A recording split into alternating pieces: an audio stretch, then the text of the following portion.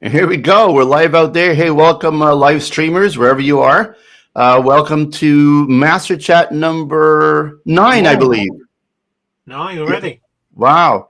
We're just rolling through these things. Welcome, Neil and Randall. Hope you guys are all doing good. Very well, thanks, Julian. Right on. So today's topic is hiring and retaining staff. I think we've heard now that it's one of the biggest challenges that's facing pretty much every MSP. And to extend that a little bit further, it's probably the biggest challenge that many companies are facing today. So we'll kick it off by just simply talking about a couple of things, right? One, I think we've all heard by now the great resignation, the great rethink, whatever you want to call it.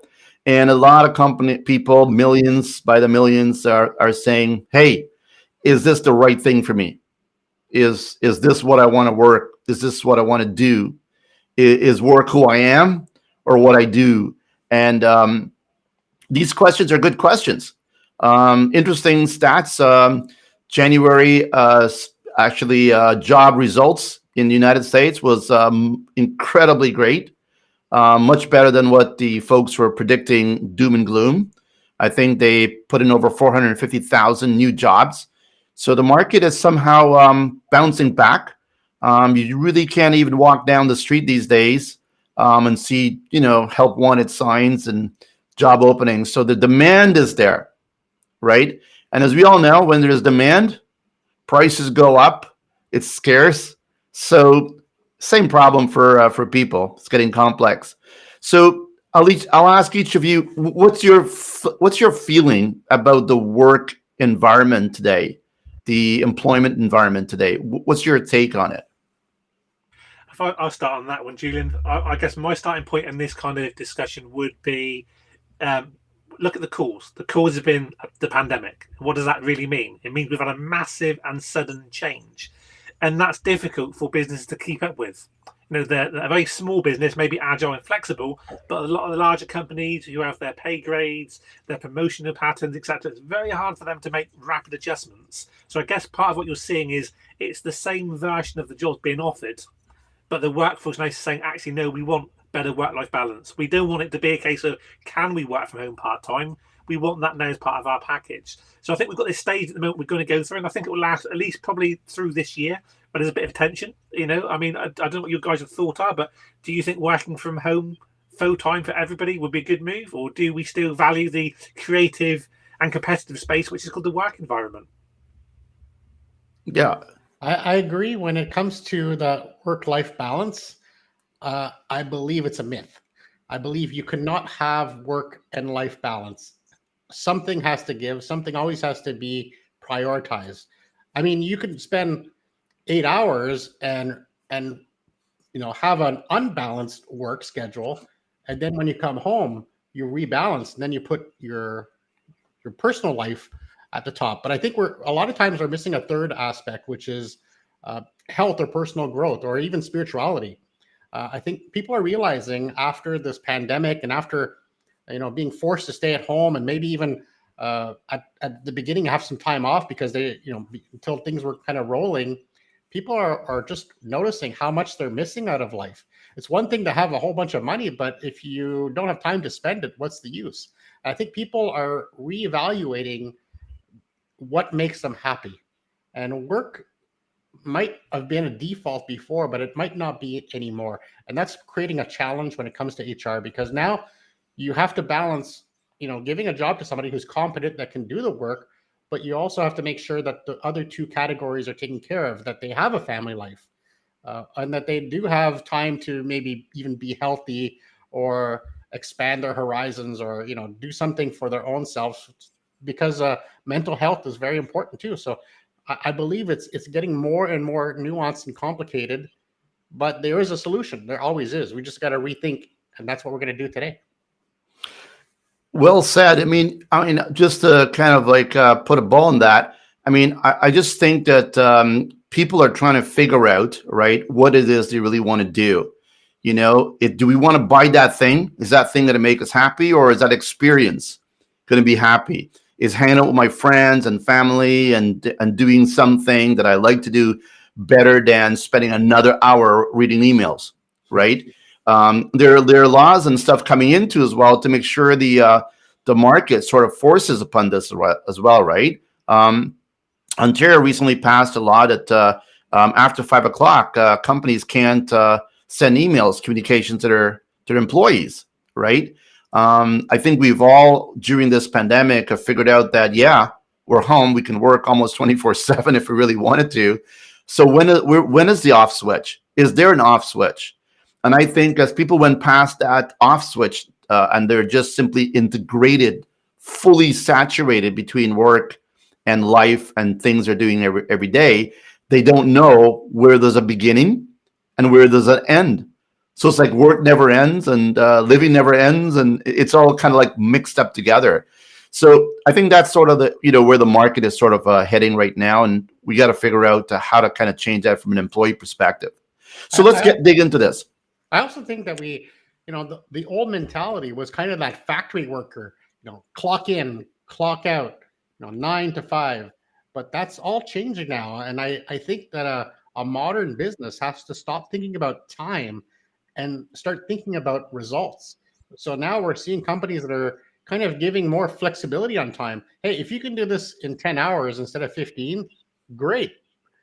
But as long as the results are the same as somebody who took 15 hours, then you're fine. So it's a different mentality, and it's going to be very hard for some people to wrap their head around it. But And I think linked to that, Random, is the fact that the issue you've got then is it's a change again, and this is something which I keep coming back to on the kind of the master chats, which is also about the leadership of these companies. Because what is traditionally happened is someone is gone, okay, so you've got in 10 hours what we thought could take 15 and it's the same quality. Fantastic. From now on, that same volume of work is 10 hours for everybody. So suddenly we're back to that arms race of trying to squeeze the blood from the stone. Accountants talk about sweating assets, but I find that very disrespectful when those assets are people. Well, I mean, we've identified a bit of the problem that's facing quote unquote society out there. So that's sort of the underlying reality. I'm sure if we had some psychiatrists here talking a little bit deeper, they'll give us all the ins and outs of why that's all happening. But knowing all that, let's get back to the focus of what does it look like right now? So there's a big thing, of course. The elephant in the room is this work from anywhere, any country. It's just it opens up the realm of who you can hire. So let's just talk about that for 1 second. So now that everyone can hire from anywhere, depending on the job, of course. If you've got a factory, it's a little bit difficult.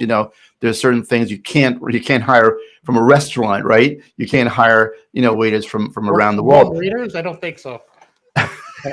Virtual waiters. But in reality, there's lots of technology you can put there to kind of reduce the amount of waiters you need, right? I've seen restaurants where you can just go and with a little iPad or something, punch in the food that you want at your table, press a button, and then it just kind of comes to you, right? So there's that.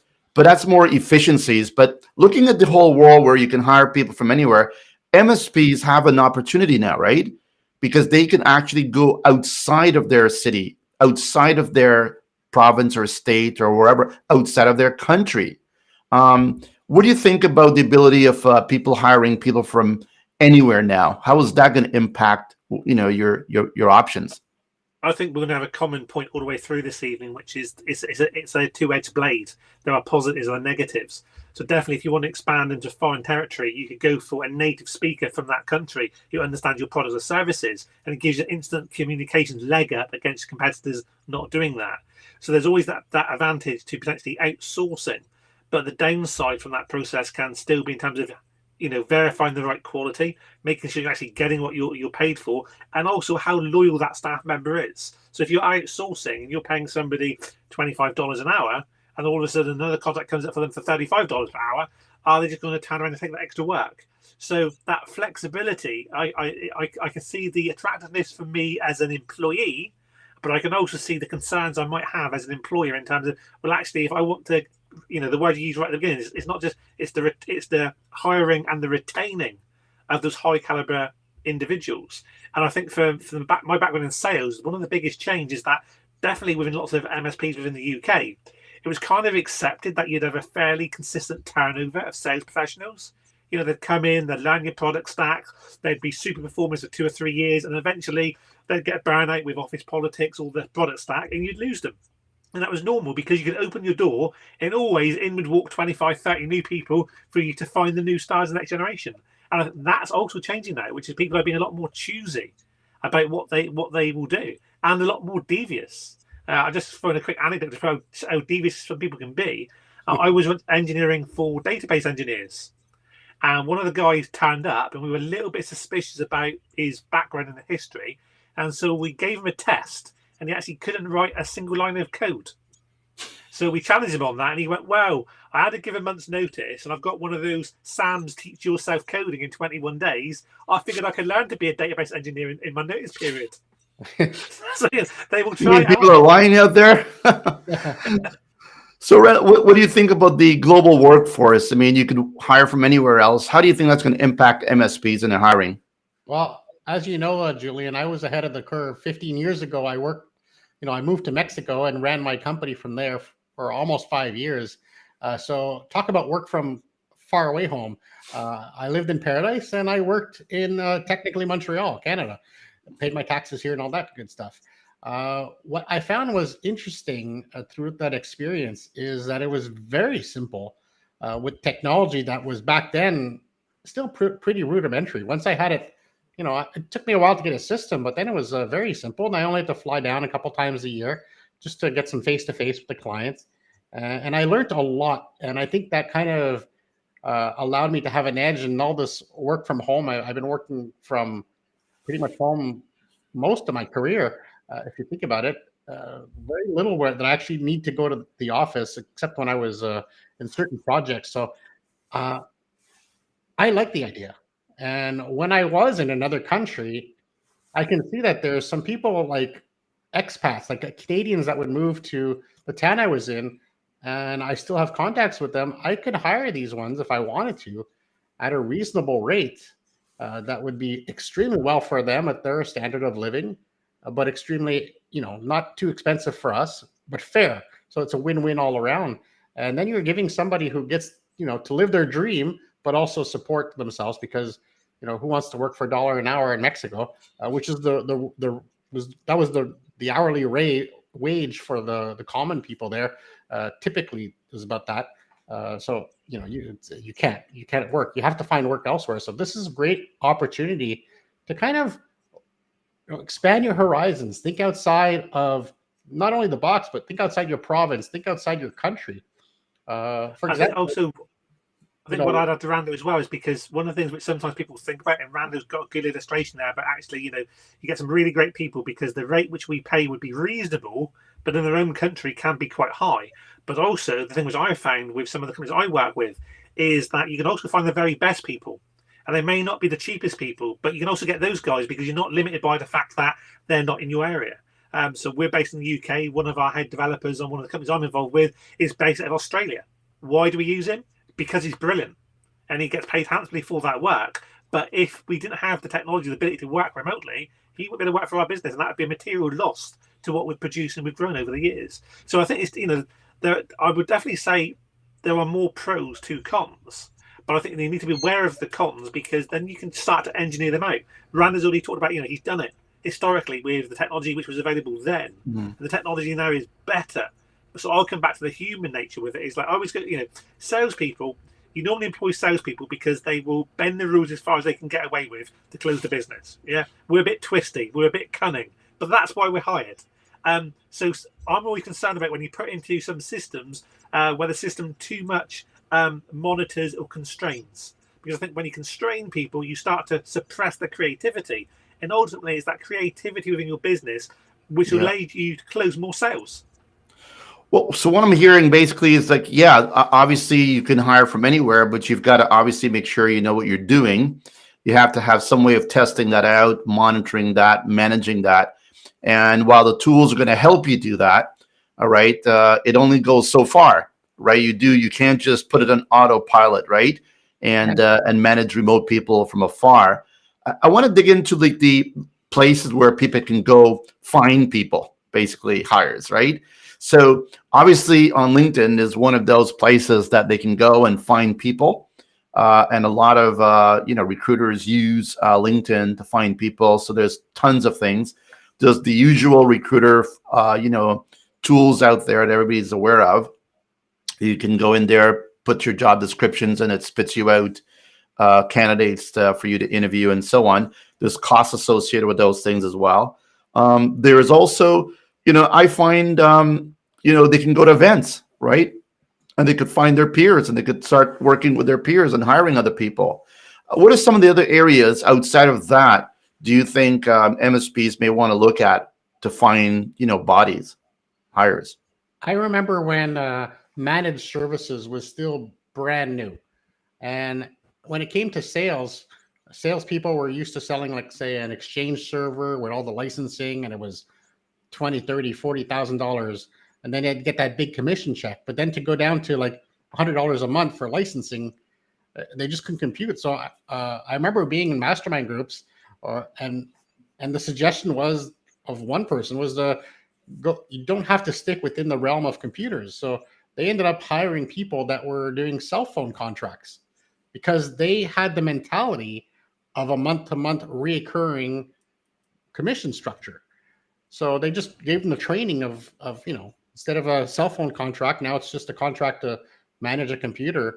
And then next thing you know, they had a sales force that was already had the skills to sell that kind of thing. So it's really interesting. Sometimes we talk about where to find people, but also sometimes we're looking in the wrong places. We're maybe going to events that are only computer events. Right. Sometimes you can go to events that are not computer related and find people that are very qualified that could come on board with a little bit of knowledge and maybe do a very specific task for you that could really give you an edge because they think differently. And then you're getting some ideas from a different angle. And sometimes that perspective could. Yeah. I mean, telecom industries and telco events, there's gazillions of events out there. You've just got to be able to go there and network, right?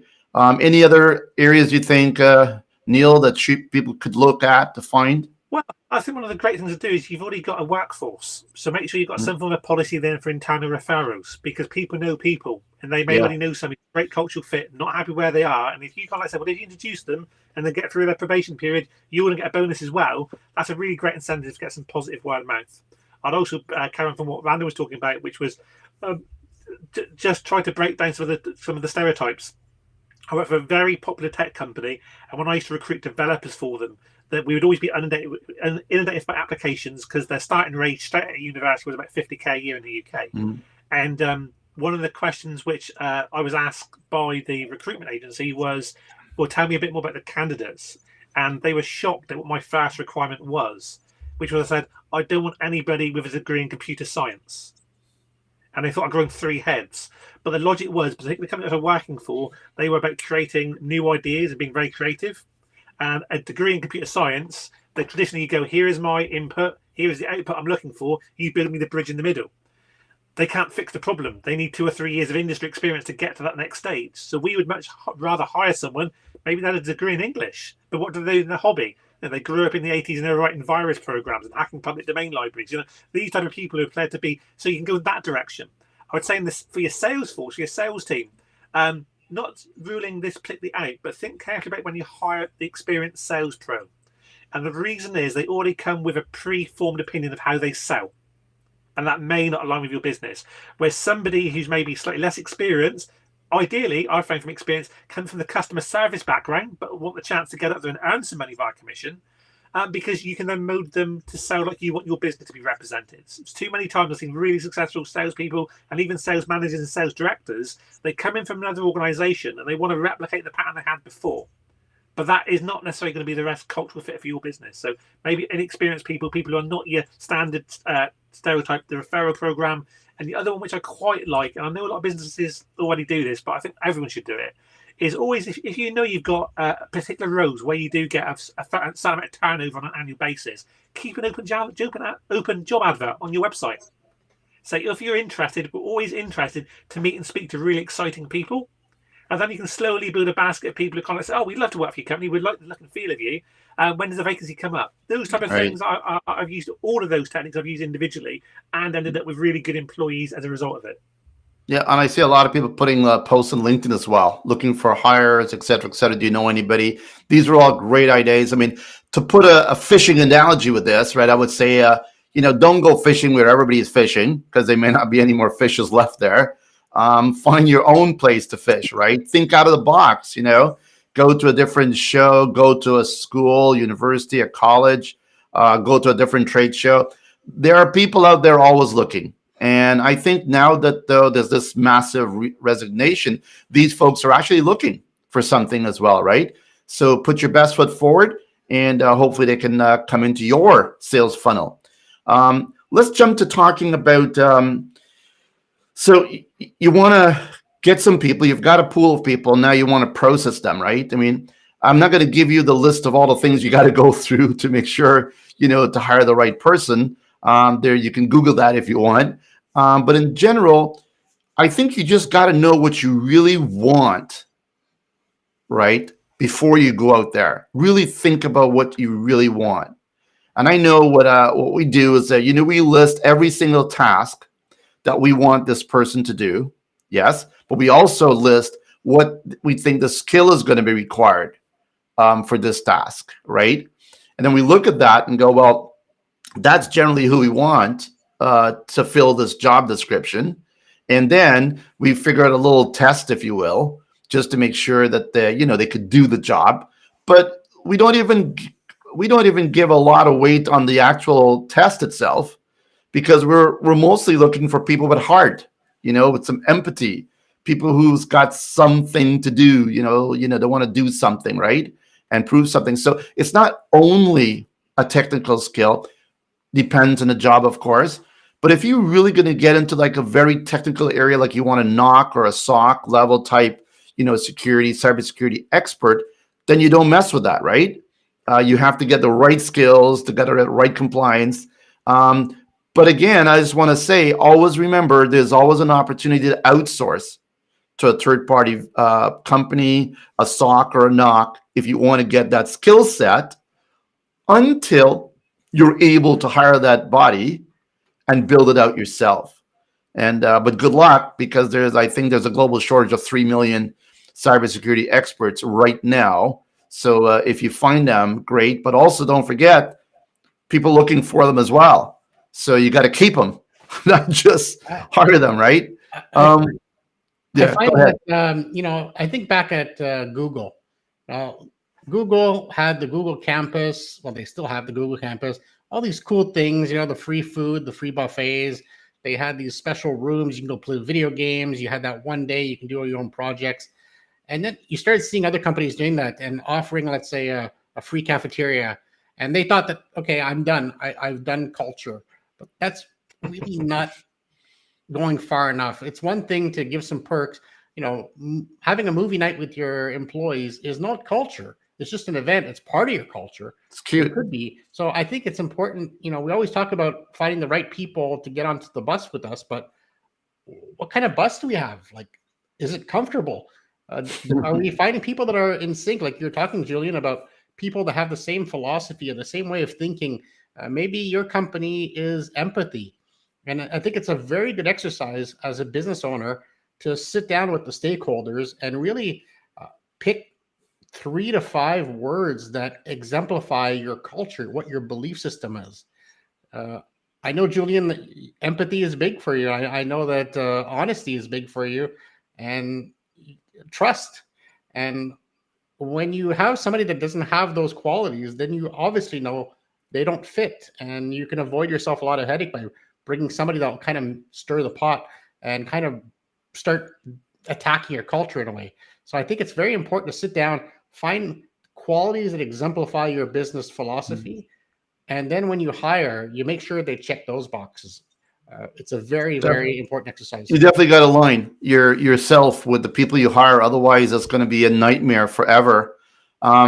So I guess, moving from there and qualifying, interviewing them, I mean, maybe, Neil, you can talk about the hiring salespeople in particular, right? I mean, those people are a little bit sneaky in a way, right? Everybody is a best salesperson, right? Until you get them and you waste 3 months of investing with them, and then it turns out differently. So what do you do to ensure you get the right salespeople? Well, I think the first thing is to hire the people at the right time in your business cycle. So too often, what people will do is they will say, "Well, hire some new salespeople to grow the business." I'm a great believer in what you really do is you wait until your existing salespeople are falling over from exhaustion for working too hard, and then you go, "I've got enough work for another salesperson." Because you're right, the first 3 months you're going to be carrying that person. You're probably going to be underwriting their commission check for those first 3 months as part of their welcome on board package. It does link back with another cultural fit. Make sure they fit in with your business. Are they representing your business in the right type of way? Are they coming from a point of honesty, integrity, or have they spent their time selling dodgy cars on a used car sales lot? So I think once you go through, it's about actually how do you incentivize those in the correct way, which is positive behaviors. So maybe that's involved looking at your commission structure. Maybe your commission structure at the moment is individual. Maybe you want to move on to the team. If you are finding people leave too early, then maybe why not just have your commission pay it 2 tiers? So one is a monthly, one is an annual. Also think about another way to incentivize people to retain long term is I've definitely worked with companies where what they will do is you take a bit of a risk. But if you earn commission rather than taking the cash, you can invest that cash back into the business, and the business grows profit at the end of the financial year. You can draw that money out or leave those in and kind of like pretend shares to cash in later. Yeah. And again, these are things that get that salesperson to buy in for longer term. Good support package, clear lines of communication, achievable targets, and stability around things like targets. Don't too many times I've seen it where you've got a great salesperson, they come in, they hit their target, and it's like, okay, we've hit it 3 months in a row, and every month it goes up by 10K. And it's like, well, that's great, but at some point they hit that ceiling. And if they hit that in month 4, at the end of 12 months, they're at normal money, they're out the door. We'll talk more about the actual retention tactics you could take, but from the onboarding, you do want to pay very close attention when you hire sales folks, because you could burn a lot of cash. Obviously, they're talking to your customers, so you could burn a lot of customers.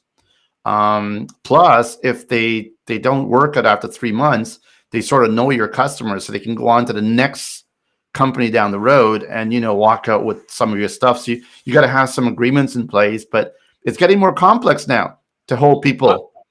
What I'd say as well is think about how you bring them through. So one of the ways which when I worked as a sales director, the way we structured that department was we had our front line, which are our front line customer services. So they weren't answering technical questions, but just account management questions.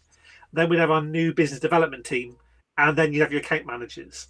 If you've got that kind of staged process, then what you can do is drop somebody in at the customer service because they do the least damage because they've always been reacting to the client's need, and observe. At the same time, they're learning that product stack. The other thing which we used to do, which isn't for every business, but we knew from experience that you could hire 3 and get 1 good one. So if we wanted 3 people, we would say, we'll start with a sales academy, which was what we used to call them, and we'll get 9 new people in. And we can normally get rid of 3 by the end of week 1, another couple by the end of month 1. And so at the end of it, by the time they got through this process, you end up with 1 or 2 all-stars. You could have come from anywhere. But having that process, but I definitely think in terms of you've got to give them a chance to learn the business, to learn the processes, but you also for you to observe those. So having that separation and maybe evolve them through a couple of departments.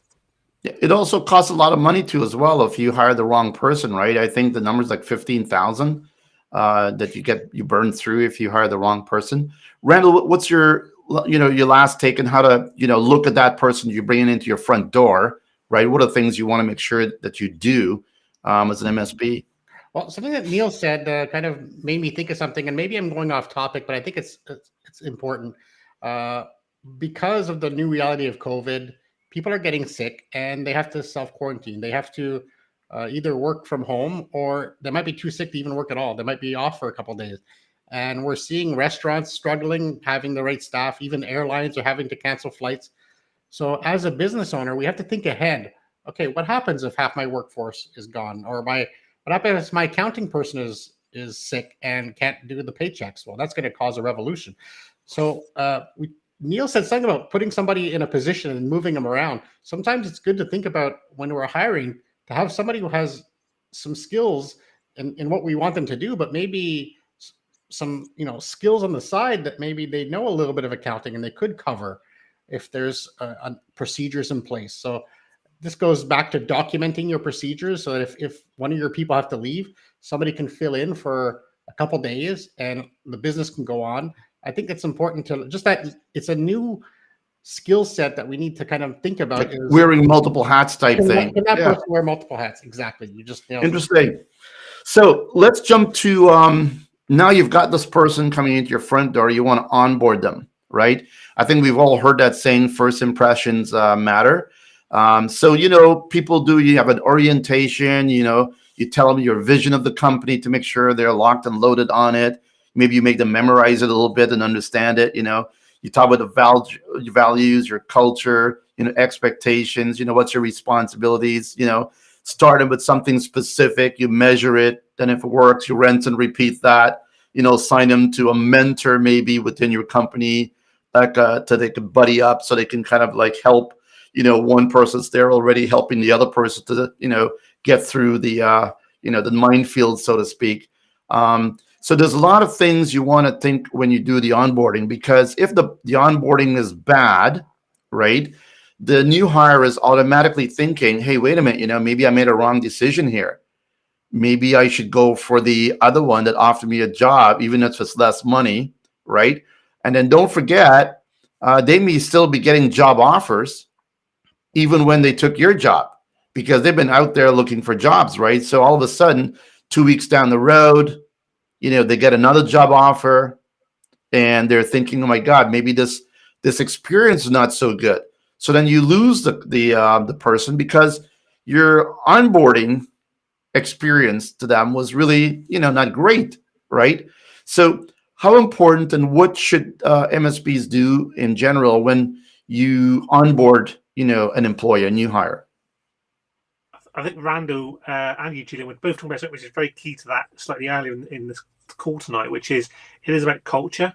Is your culture real, or is it just written on a bit of paper? That's the first question to ask yourself as a business owner, because if your culture is real, then you're going to do the good things because they naturally follow. But for lots of organizations, like we've got a HR book, we've got our own onboarding process, log onto the system, spend 3 hours doing all these different courses, and as you keep going through with no interest. So actually, like we talked about in that hire, do things differently. So one of the things I love to do when I've hired staff is we all know that the chances are that at some point during that first week, the plan goes out the window because something else happens which we need to respond to. And what I love to do when I've got people in is say, right, what I want you to do in week 1 is I want you to tell me what's wrong with these processes. I want you to just go around, chat to people, find out what you can about the way we do things. And I want you at the end of the week to come back to me and we'll do our weekly catch up. And you can tell me what you found about the business, which you think we're not doing as well or as clever as we could do. Now, just that simple task suddenly empowers them because I'm being open-minded about what they may find. And that's a really interesting way to actually say, I believe in my culture, I want you to add value to my company, and your voice is valued. Whereas when your culture is just written on that bit of paper, it's like, okay, where's my checklist? Let's go through the checklist and make sure you've ticked all my boxes. Then I'm happy that my boss won't beat me up. When you've got organizations like that, which I think we see less of now, but historically it was the majority of companies, just like, yeah, everything is a tick box exercise. Nobody means any of it. All that we're driven by is the accountant who's watching the bottom line on the profit and loss account and making sure we're making more cash each year. So make sure your culture is real and be creative with what you ask people to do. Brilliant. I love it. I also think that, put yourself in the shoes of a new employee. There has to be some fear there. You go into, it's like choosing a new family, like you're being, adopted into a new family, and it's got to be fearful. So you go in there, what is the support system? I can't talk so much about, salespeople as Neil, he's more the expert there. But, when I managed a help desk, and a lot of MSPs, what they're needing right now is more people on the help desk, more people, more techs. So I'm going to talk specifically for that.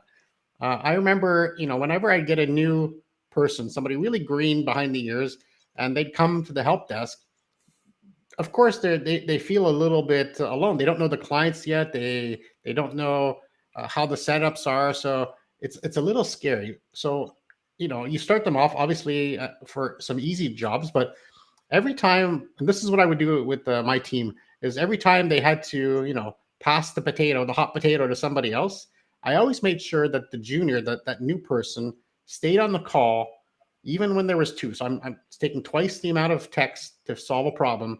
but it was a learning experience. And at the end of the call, the session, the tech would kind of mentor that first one and let them know why they did what they did. And next thing you know, it's that first tech adds that to their knowledge base, their internal knowledge base, and it starts getting them into the philosophy and the troubleshooting techniques that the company uses and the setup. So I find that's very important. So having a support system and not just putting somebody there and leaving them on their own, it's really important to make sure that they know where they can go to, who they can talk to when they're stuck, because fear is a real thing. And you might have somebody stuck for half a day. They won't tell anybody, but it's wasted time. So, yeah, and there's lots of tools as well. The IT industry is blessed with tons of tools. There's tools, knowledge-based tools that's out there. If you need some information on them, let us know. There's companies making third-party tools that helps you to manage help desk a little bit better. There are ways to help, the actual employees onboard you, teach them how to use these tools properly, so then they can actually feel that they can actually do the actual job. And another thing as well, I always want to, mention is that if your business is getting a lot of requests for tech help, like cybersecurity in particular, or NOC services and 24/7 type stuff in particular, then you really got to think twice, right? Do I really want to have, 3 teams working 24/7, right? Do I want to be woken up at 3 a.m. because my team has a question? Right. So you definitely want to think in terms of outsourcing that. And there are offshore organizations as well, that would take off the graveyard shift from you as well. But again, you just can't leave it up to them, because, they may mess it up as well, right? So find the help you need to augment when necessary. Hire for the long term, but a short-term strategy might be outsource, so you could solve the pain points, at the beginning. But whatever you do, when you bring on a person, just make sure you onboard them properly. Don't just take them around everybody and says, "Hey, this is Jane and this is Frank. High five, great, welcome, etc. Here's a coupon to get your first lunch," and boom, you're done. Do you know what I mean?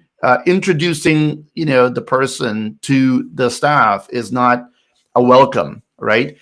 This is a good point to have some, some swag, right? Give them some different things so they could take home. If you're really cool, you might actually want to have it delivered to their home in advance, so they're actually having a T-shirt and mugs. And these are what those things are. They're not big things, but they're things that makes them feel part of the company. And whatever you do, just keep doubling down on that, because as a manager, I think you need to make sure you make them feel welcomed and valued, right?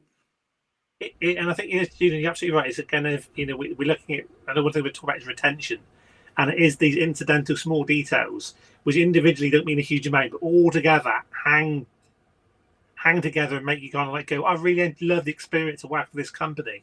And the realization that we can talk about commissions, we can talk about, packages and benefits. They can be sweeteners, but I don't know anybody, if they don't like the company, will stay there regardless of the package. For sure. It's a fantasy thing that you just get a great package, you stay. It's like everything else. Because I remember I worked for J2 Global, and one of the things they did, which there's no reason on the planet why they need to do it, is when they hired me, they physically FedExed me my contract, because it came from Hollywood. And so they thought that was quite a cool thing for people to get like a contract from Hollywood arrive at their front door. And it was, because when it arrived, you went, what's that? And it just made you smile. And it's like, okay, that's just something which cost them a bit of money. Probably something thought about it was quite a good idea. But it's like, well, we had email. It could have easily come across by email. But no. They want to do it this way because it's just a little thing which maybe we go, oh, and that sticks in your brain. So, sometimes we overthink what we need to retain. One of the key things is treat your staff so well that they don't want to leave. Is far better than trying to keep them because they're already going. Absolutely. And as you said, first impressions, if you can make it cool, it works. I also forgot one thing I wanted to be clear about. Offer your current employees a fee for bringing someone else into the company. Serious fee, 1,000, 2,000, maybe more, right? Make it that they are able to, bring people in that they feel would actually fit, right? Because they won't bring someone that they felt won't fit, and they know your culture, right? So maybe they're the best, advocates for finding people out there. I just wanted to squeeze that in there. Let's jump on to the next topic, which is about. I mentioned as well, assign them very quickly to a mentor, but I think that's very important as well. You definitely want to assign every employee you come on to someone else to help them, show them the ropes, so to speak, and just to kind of buddy up with them a little bit. You might want to think about how you match them, but in general, that could be a really cool thing. Let's talk about keeping them from leaving, retention. We talked about, you just mentioned something about giving them little gifts and things like that. One of my favorite business books out of all the books I read is Giftology by John Rillen. Right. This book is amazing because it's all about gift giving and redefining how we think about gift giving. Most people think about it as during certain holidays they give out gifts, but he kind of postulates how that's all wrong and really surprising people with gifts. But the philosophy behind it, the thinking behind it is that every one of us is motivated by something different. And I think that we need to think about that when it comes to our employees. Some are motivated by money, and that's great. That's easy. If you want to reward them, give them money. Others, they might want flexibility. So to reward them, maybe it's starting an hour early and leaving an hour early. For others, it might be they like to travel. So maybe it's giving them the option to, bank some time so they can take a little bit of extra time for their vacations. But thinking about, there's no one size fits all when it comes to gift giving, when it comes to rewarding the employees. Some people use like a catalog system where you get like smile points or whatever they want to call it. And you get points, people vote on each other. They have to give it to other colleagues if they did a good job or if they helped them out. And at the end, they can spend these points on something in a catalog. It could be a Lego set, it could be a chair, it could be a travel. Some rewards. One of the things I always thought works really well is food. Being able to have someone get a dinner delivered or some kind of a food basket delivered, things like that. It always works, and it gets even better if you know the kind of foods they like. And if you want loyalty, don't just think about your employee, but think about that employee's family. For example, yes. If you have a male worker, not that it's only the female that does this. Maybe I don't want to get in trouble here, but what's wrong with hiring a cleaning person to go in and clean their house? If it's maybe there's maybe it's a mom, she's overwhelmed. That could be a huge incentive because now the mom who's got taking care of the babies at home is going to go, don't leave that job.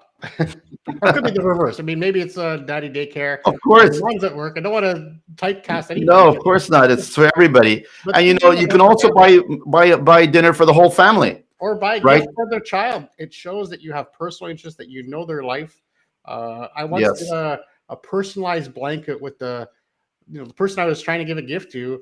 I did a personalized blanket with the name of their child on it as a memento, and that would make them feel special. It's monogram with their name of their kid. So do these things. I agree totally. You gotta bless them a little bit with these things because it's great. Shower them with some really interesting things, but don't make it cheesy either. Make it real, right? Don't just do it because you want to do it. Don't send them a mouse pad with your logo on it. You know what I mean? I do this a lot with when I interview musicians. I like to give when I do an interview, I like to give a little gift. And I remember once there was a band playing, it was Monster Truck.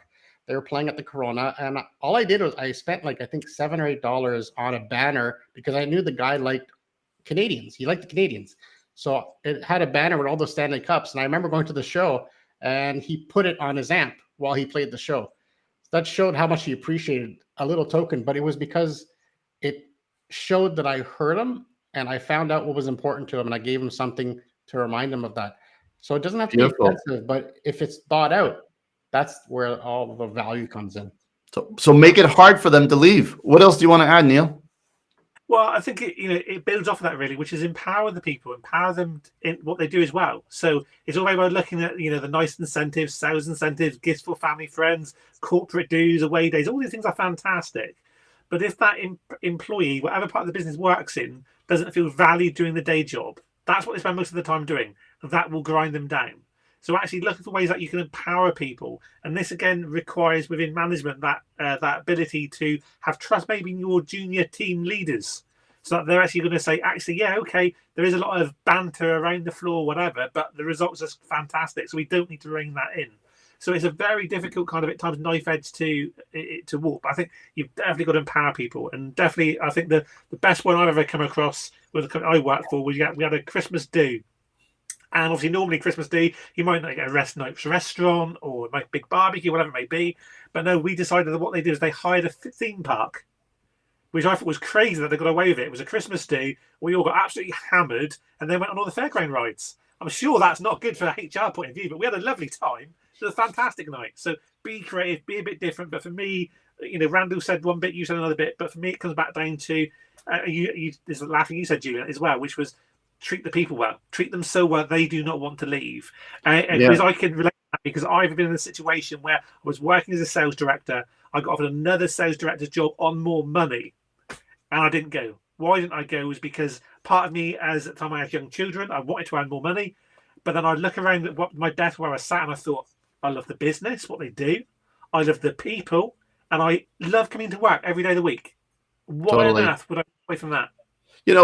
I think for me, happiness equals loyalty. You can't really buy loyalty unless you really go crazy, right, with some money.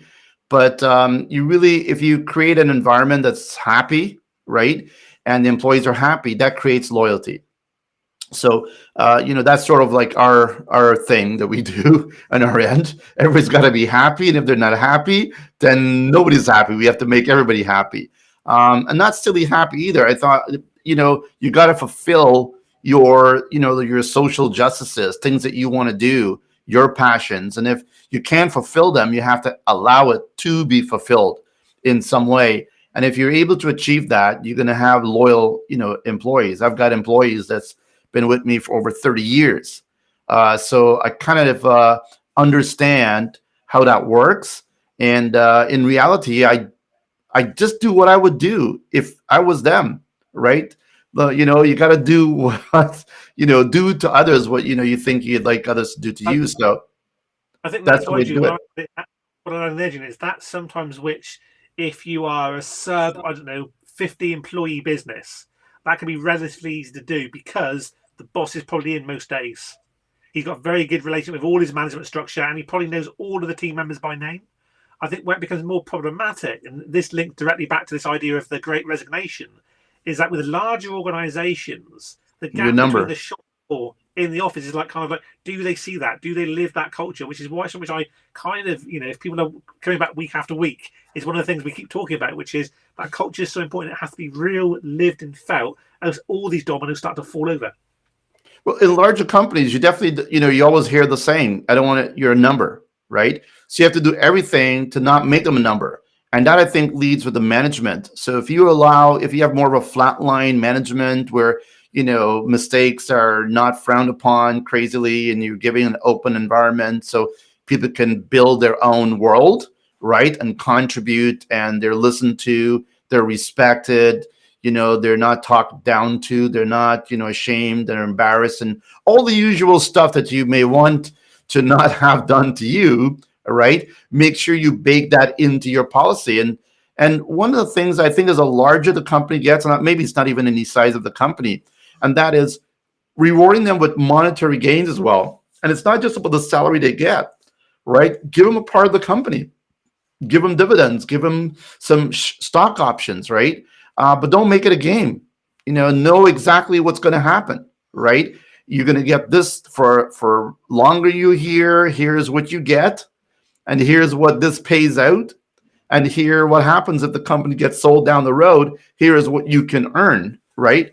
And keep that as an open dialogue, because then people feel they're contributing to the performance and success of the company, but they've also got a bit of that pot at the end of the rainbow, right?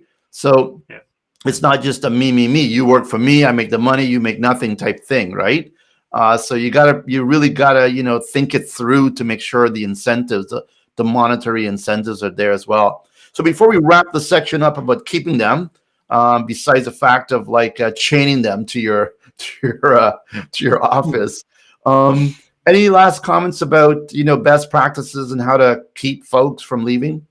I think there's something that we haven't really discussed yet, which is part of the new reality is we have to start thinking about our employees' mental health. Uh, Yes. the pandemic has brought a lot of anxiety. Even if we look at the news, division and all kinds of craziness and conspiracy theories, we have to make sure that our employees have the resources to feel safe. And I mentioned in one of the master classes that I've done on the platform where I examined a study made by Google. And one of the things that was really important is people feeling safe. And I think this includes now mental health and making sure that some people might need some time to recoup. There's going to be some PTSD at the end of all this. PTSD always happens, when a soldier comes back into peacetime, and then the adrenaline is no longer there. So that's when the reality kicks in, and that's when they suffer the most. I think there's going to be a time where this hopefully will be over, and we're going to have a lot of employees suffering all at once. So being careful about that is going to be very important too. It's again, if that's part of your philosophy, if you really care about your employees, you're going to want to care about that aspect too, which is thankfully something that's more open to talk about now. Yeah, and we don't even know about long-term COVID, right? And if you lose your taste, I mean, how good is that restaurant meal now, right? Exactly. It's a bit of a challenge. So there are things we haven't figured out yet.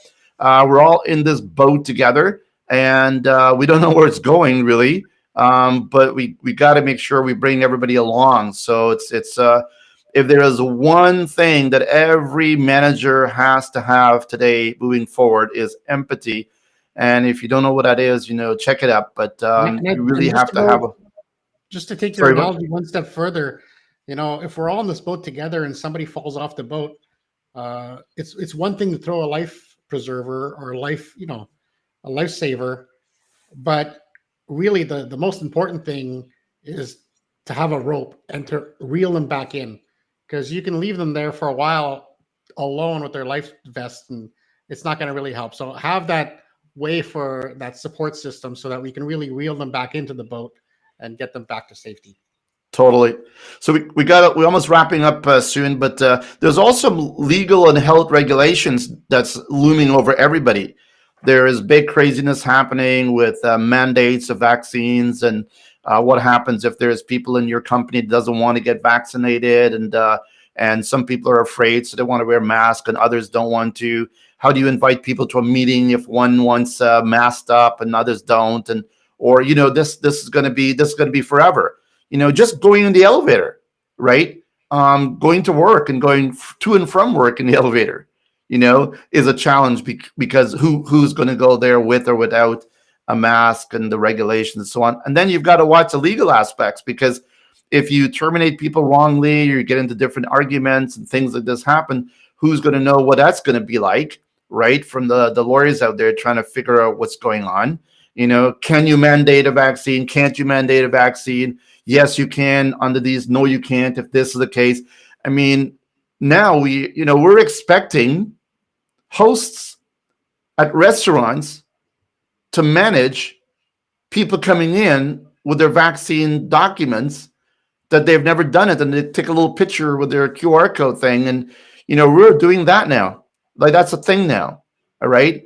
We're overstretching, I think, in this area, and I'm not quite sure how far that rubber band can stretch, right, before it sort of snaps, right? So I'd say people be very cautious about this emotional environment that we're living in. Have a little bit more empathy, a little bit for what people are thinking, because yes, you've got the crazies out there, but there are people just afraid, right? Genuinely afraid, right? There's acrophobic people. There's so many different things, right, that people are going through with mental illness, depression and stuff. Don't take things for granted. And not because someone disagrees, they're mentally crazy or they're weird, right? It's just they need help. So be a little empathetic towards that stuff, and help those people through. So I'll leave it there for the legal and health regulations, because we don't want to get too deep into there. I would just add there, Julia, to be honest, like you said, it's so complicated. Then you add in things like international travel, regulations in different countries. This is not the time not to hire that HR professional, even if an external consultant, because always bear in mind that those people, they've got two sides to their job. The one job is to look after the rights of the client, and the other one is the legal responsibility to look after you and your business, to keep your business safe. So at this moment in time, if you anticipate any of those things being big issues for you, it is worth the consultancy fee that will cost you to have somebody on a retainer to phone them up when you've got those queries, because everybody, even people who maybe aren't HR professionals but know quite a bit because they've been around for a long period of time in business, that knowledge is largely irrelevant now. It's changing far too quickly. So don't save money now, because when you save the money now, someone will sue you for it later. Definitely get the help you need. And, we interview a lot of HR people who do that for a living, and lawyers as well who do this type of work environment stuff. So you can get them on each channel news if you want, or of course you can find them, or, become a member of the Channel Partner Alliance, and we'll tell you who you should be talking to help you out with these problems. The last point I wanted to wrap up with, we've got about 4 minutes left here. 3-4 minutes is about, work-life balance. We talk about this like it's like regular, everybody knows what it's about, but it's around certain things, right? It's like responsibility, respect, sharing some revenue, rewarding them properly and giving them enough time to relax. It's not work, right? What's the thing? Work all the way without play is Jack. I forget the saying already. Work no play makes Jack a dull boy. There you go. It's a good thing. You gotta play and you've got to work, right? But you got to be able to balance that, right?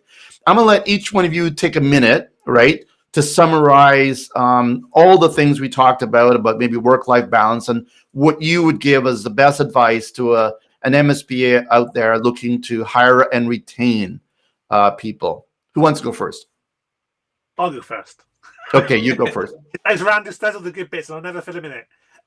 What I would say is, again, we've covered so much already, which is think long and hard about what your culture is, because especially, again, I always come from a sales perspective, I know, but we don't have in business truly as MSPs unique USPs, because we're all selling the same stuff, or different versions of the same stuff. We have our UVP, unique value propositions, which is part of our culture and the staff we hire.